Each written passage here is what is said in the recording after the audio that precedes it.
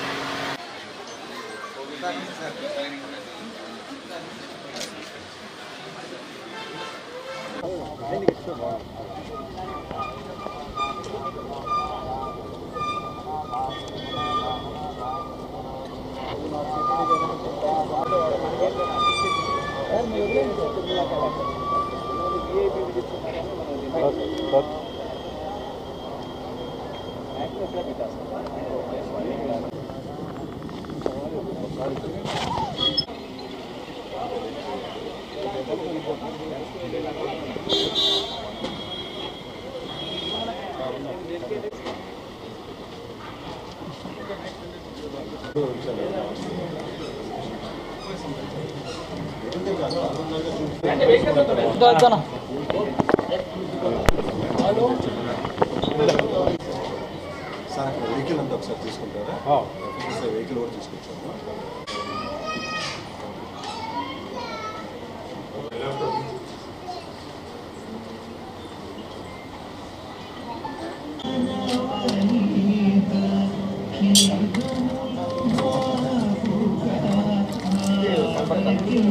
Open చేయకూడదు.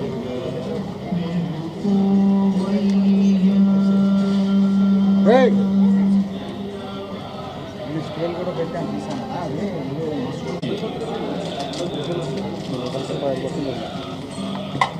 Tux మాపలే ఉన్నారు.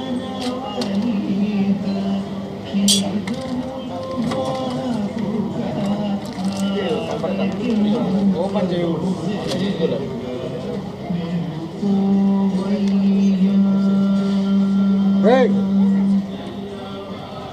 Scale కూడా పెట్టాను పచ్చిపప్పు ఉండలు గట్టి ఉన్నాయి. పచ్చిపప్పు ఉండలతో దాని తీసిన త్వరగా పట్టడం. మినపగుళ్ళు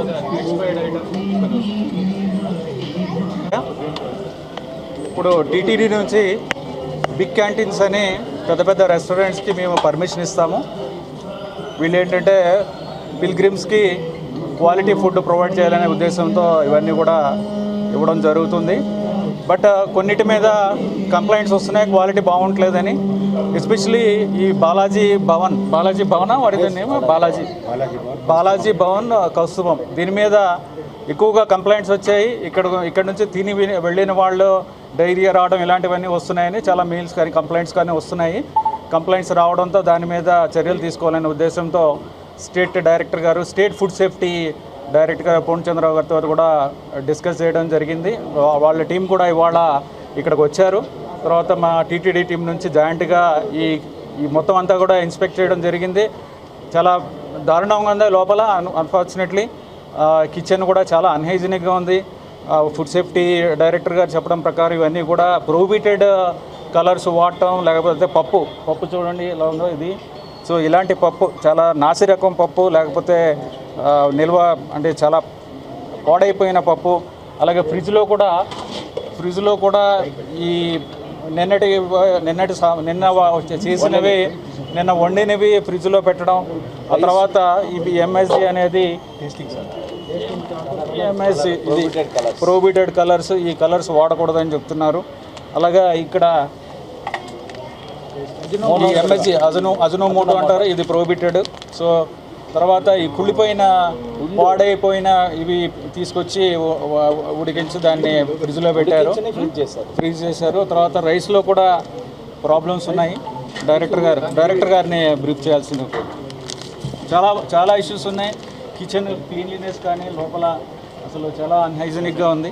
దీని మీద ఫుడ్ సేఫ్టీ నుంచి చర్యలు తీసుకుంటారు. దీని మీద ఒకసారి మీడియాకి అందరికీ బ్రీఫ్. నమో వెంకటేశాయ. అందరికీ నమస్కారం. ప్రప్రథమంగా ఈఓ గారికి ఎందుకంటే మా డిపార్ట్మెంట్కి అవకాశం కల్పించి సేవ చేయడానికి అవకాశం కల్పించే ముందు ప్రప్రథమంగా ఈఓ గారికి ధన్యవాదాలు తెలుపుతున్నాము. ఈఓ గారికి చాలా కంప్లైంట్స్ వచ్చినాయి అని చెప్పి చాలా మెయిల్స్ వచ్చినాయి. దాని రూపేణా ఈ తిరుమల హిల్స్కి కూడా మా డిపార్ట్మెంట్ నుంచే సేవ చేయడానికి నోటిఫై చేయడానికి అవకాశం ఇచ్చారు ఈఓ గారు. ఈ రోజు నుంచి ఇంప్లిమెంట్ చేయడం మొదలు పెడతా ఉన్నాము. ఈ రూపేణా ఇక్కడ బాలాజీ భవన్ అనే కంప్లైంట్స్ వచ్చినాయని ఈఓ గారు చెప్పడం మూలాన మా టీం తోటి 2-3 assistant commissioners, 2-3 food safety officers, తర్వాత food safety on wheels EO గారు ఎప్పుడు అవసరమైతే దాన్ని అక్కడ ఇన్స్టాల్ చేయడం జరుగుతుంది. దెన్ అండ్ దేర్ శాంపిల్స్ 80 రకాల టెస్టులు చేయడం జరుగుతుంది. దాంతో ఇవాళ ఈ బాలాజీ భవన్ని ఇన్స్పెక్ట్ చేస్తే చాలా దారుణంగా, ఎందుకంటే ఇంటర్నేషనల్ ఫేమ్ ఉన్న మన తిరుమల దేవస్థానానికి వచ్చే భక్తులకి ఈ రకమైన ఫుడ్ సప్లై చేస్తున్నారా అనేది మీ కళ్ళకు కనపడతానే ఉంది. వాస్తవంగా కిచెన్ వెరిఫై చేస్తే శానిటైజింగ్ కండిషన్స్ చాలా దారుణంగా ఉన్నాయి. శానిటైజింగ్ కండిషన్స్ ఎక్కడా ఫాలో చేయట్లేదు. మొత్తం వాటర్ స్టాగ్నేట్ అయి ఉంది, వాసన వస్తూ ఉంది. తర్వాత స్టోర్ రూమ్కి వెళ్తే అన్ని అనైజెనిక్ కండిషన్లో స్టోర్ చేసి ఉన్నాయి. ప్లస్ కల్తీల మయం. పచ్చిపప్పు అయితే కలర్తో కూడా ఉంది, మినపగుళ్ళు అయితే పౌడర్తో ఉంది. తర్వాత ఎంఎస్జే మోనోసోడియం గ్లూటమేట్ ఏదైతే ప్రొహిబిట్ చేసామో అది మొత్తం ప్యాకెట్లు 50 ప్యాకెట్లు సుమారు ఉన్నాయి. తర్వాత ప్రొహిబిటెడ్ కలర్స్ ఏదైతే ఫుడ్లో వాడొద్దని చెబుతున్నామో కార్సినోజెనిక్ ఇవాళ WHO రీడింగ్స్ ప్రకారం 8.5కి రీచ్ అవుతుంటున్నారు. 100లో 85 మంది క్యాన్సర్ వచ్చేదనే కారణం, మెయిన్ కారణం కార్సినోజెనిక్ ఫుడ్ ఇది. దీన్ని వాడుతూ ఉన్నారు. తర్వాత ఇంకొక దారుణమైన విషయం ఏంటంటే పీడిఎస్ రైస్ ఈ ప్రెమిసెస్లో ఎక్కడా పీడిఎస్ రైస్ ఉండకూడదు. పబ్లిక్ డిస్ట్రిబ్యూషన్ సిస్టమ్ రైస్ని వీళ్ళు పబ్లిక్కి ఆహారంగా అన్నంగా వండి పెడతా ఉన్నారు. దీంట్లో ఈ పీడిఎస్ రైస్ అని ఎట్లా చెబుతామంటే దీంట్లో కెర్నల్స్ ఉన్నాయి, ఫోర్టిఫైడ్ కెర్నల్స్ దీంట్లో కలిపి ఉన్నాయి. ఫోర్టిఫైడ్ కెర్నల్స్ ఎక్కడా కూడా పీడిఎస్ రైస్తో తప్ప ఎక్కడా కలిపి ఉండవు. గవర్నమెంట్ వారు మంచి ఉద్దేశంతో ఫోర్టిఫై చేసి ప్రజలకు సప్లై చేస్తూ ఉన్నారు. ఆ రైస్ని వీళ్ళు వాడుతూ ఉన్నారు. తర్వాత ఇంకో దారుణమైన విషయం ఏంటంటే నిన్న వండిన అన్నాన్ని ఫ్రీజ్ చేసి, మిగిలిపోయిన అన్నాన్ని ఫ్రీజ్ చేసి ఇవాళ వడ్డించడానికి రెడీగా ఉంది. తర్వాత అన్ని రకాలైన ప్రిపేర్డ్ ఫుడ్స్ ఏది ఫ్రీజ్ చేయడానికి వీల్లేదు. కూరలు ఫ్రీజ్ చేశారు, రైస్ ఫ్రీజ్ చేశారు, కూరలు కూడా హాఫ్ బాయిల్ చేసి ఫ్రీజ్ చేశారు. తర్వాత మరీ కుళ్ళిపోయిన మరీ దారుణమైన విషయం ఏంటంటే బంగాళాదుంపలు నిన్న ఉడికించి ఫ్రిడ్జ్లో పెట్టి ఇవాళ వాడుతూ ఉన్నారు. ఎంత స్మెల్ వస్తుందంటే స్టైల్ ఫుడ్ అనమాట.